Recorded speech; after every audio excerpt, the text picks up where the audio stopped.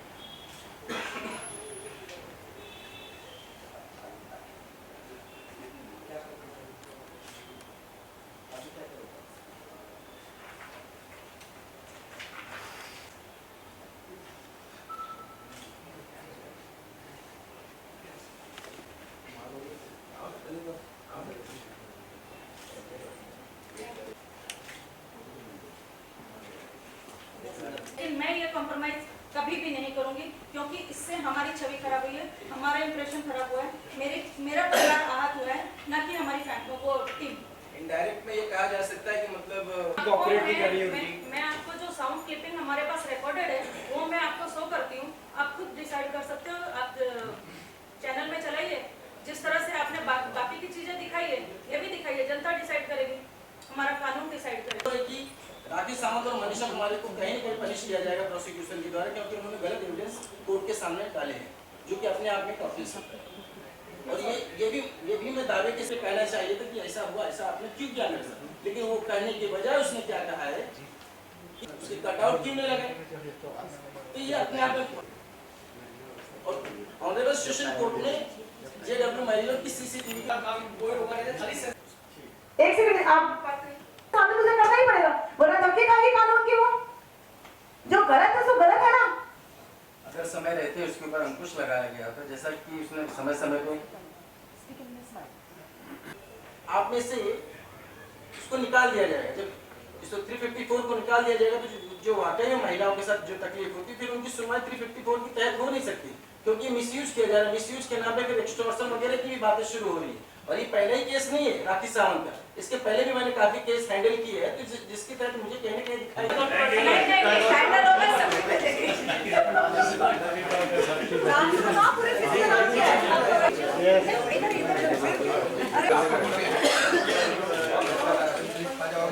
हम सब एक हैं।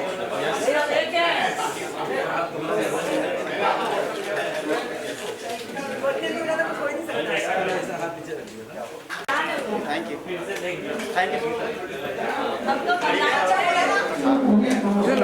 क्या प्रोसेस हुआ? आप क्या बोल रहे हैं, मतलब समझा नहीं। मैं आपसे सवाल पूछूं। मान आने का दावा ढका है उसके ऊपर। अभी अगर वो माफ़ी मांग लेती तो पैसे की जरूरत नहीं। श्योर हम पैसे की बात नहीं है, हम सच की बात करने जा रहे हैं। सचिंदर जी, जेडब्ल्यू मैरियट में जो कुछ भी हुआ सारी दुनिया ने देखा, सब कुछ है। अब आगे के क्या कुछ प्रोसेस है, आप लोग क्या कर रहे हैं? प्रोसेस इसलिए मैं आज यहाँ पे हूँ, जी, मैंने कानून का सहारा लिया और उन्होंने केस किया था जो कि एक झूठा केस था। जिस टाइम की बात और जिस वक्त की बात उन्होंने की थी उस वक्त मैं कहाँ था, सारे सबूत मैंने कोर्ट को दे दिया है। और कोर्ट ने जो है सीसीटीवी फुटेज मांगा है पुलिस से, पुलिस अपनी कार्रवाई करेगी। लेकिन सच का सच सामने आ गया है, सारी चीज़ें मीडिया ने देख ली है, आपने भी देखा, मैंने दिखा दिया है, तो मुझे ज़्यादा कुछ कहना नहीं है। बस मैं चाहता हूँ कि इस तरह की पब्लिसिटी का हथकंडा नहीं अपनाना चाहिए जिससे किसी के कैरियर पे, किसी की इज्जत पे दाग लगे। मनीषा और राखी सावंत उसके बाद से सामने आई, ये लोग आए सामने? नहीं, मेरे साथ तो नहीं, वो सामने नहीं आए हैं, लेकिन मेरे प्रोड्यूसर के संपर्क में हैं वो लोग। अच्छा। और प्रोड्यूसर से जब उन्होंने बात की तो प्रोड्यूसर से उन्होंने कुछ डिमांड रखा या क्या किया, या प्रोड्यूसर ने मुझे 2-3 बार बोला कि सर वो केस ख़त्म कर देते हैं, और उनको सामने लेके आओ, बैठ के बात करते हैं। लेकिन जो मेरी इज्जत पे दाग लगी या मेरे को जो बदनामी की आपने पूरे देश के सामने चिल्ला के थप्पड़ मारा और पूरे मीडिया ने देश को दिखाया है, तो उसका क्या? तो उसके लिए मैं ये चाहता कि राखी सावंत जो है, जिस तरह से वो इतना बड़ा हंगामा करी थी और इतना मीडिया में सामने आके बोली थी, अब मीडिया के सामने आके क्लियरिफिकेशन दे दे कि सच क्या है। और मनीषा का क्या करेंगे? जिन्होंने मनीषा को मैं जानता नहीं, मनीषा को मैं सिर्फ बोला ना, आपको ना नंबर है, ना उसने कभी मुझसे बात की, ना मैंने कभी उससे बात की।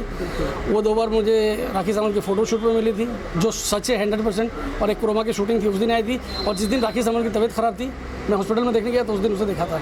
मेरी उनके साथ पर्सनल कोई कन्वर्सेशन नहीं है। वो अचानक स्टेज पे कैसे आ गई, ये मेरे लिए सरप्राइज़ था।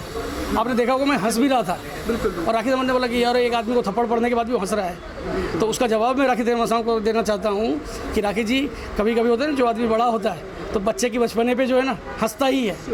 हम संस्कारी फैमिली से हैं, हमें सिखाया जाएगा 3 आदमी से कभी उलझो मत। एक छोटा बच्चा अगर आपसे ज़िद कर रहा है, उसको हंस के टाल दो। किसी ने शराब पी रखी हो, उसे हंस के टाल दो। और कोई मेंटली डिस्टर्ब है, वो आपके साथ बदतमीजी कर रहा था, तो उसे हंस के टाल दो। तो मैं हंस के टाल रहा था कि मजाक हो रहा है। मैंने, आपने देखा होगा, स्टेज पे राखी को समझाने की भी कोशिश की, पूरी मीडिया देख रहे थे, मैं उसे बाहर करने की भी कोशिश कर रहा था। मैं बोला इस प्रोग्राम के बाद बात कर लूँगा, लेकिन उसने बदतमीजी कर दी। अब ये नागवार गुजर गया मेरे को, पूरे देश ने देखा है, पूरे देश के सामने बदतमीजी की उन्होंने। मेरा पूरी परिवार आहत है इससे, पूरा परिवार दुखी है, इसलिए मैं आप लोगों के सामने आया हूँ, वरना मैं नहीं था। और एक अनाउंसमेंट आपने किया कि इसके ऊपर आप फिल्म भी बनाओ। हाँ, देखिए मैं रियल स्टोरी पे फिल्म लिखता हूँ। नाम क्या होगा? देखिए अभी टाइटल बता देने से क्या होता है आपको? नहीं, राखी का कोई मतलब ही नहीं है। एक कंट्रोवर्सी गर्ल्स जो ऐसी हरकतें करती है, या जो भी कंट्रोवर्सी के लिए कहाँ तक जा सकती हैं, वैसी एक कहानी होगी। कि 3 दिन जब मैं मीडिया से गायब रहा तो 3 दिन तक राइटर खाली बैठता नहीं, तो मेरे दिमाग में वो कहानी चल रही थी कि कैसे इसे लेके आऊँ। तो मुंबई कैंट डांसला के बाद मैं जल्दी ही उसे शुरू कर रहा हूँ। मेरे प्रोड्यूसर भी मुझे मिल गए। हम सब्जेक्ट की तलाश में थे, शायद ये होना था, एक सब्जेक्ट मिलना था जिससे एक रियलिटी सामने आएगी। Thank you so much. Thank you so much.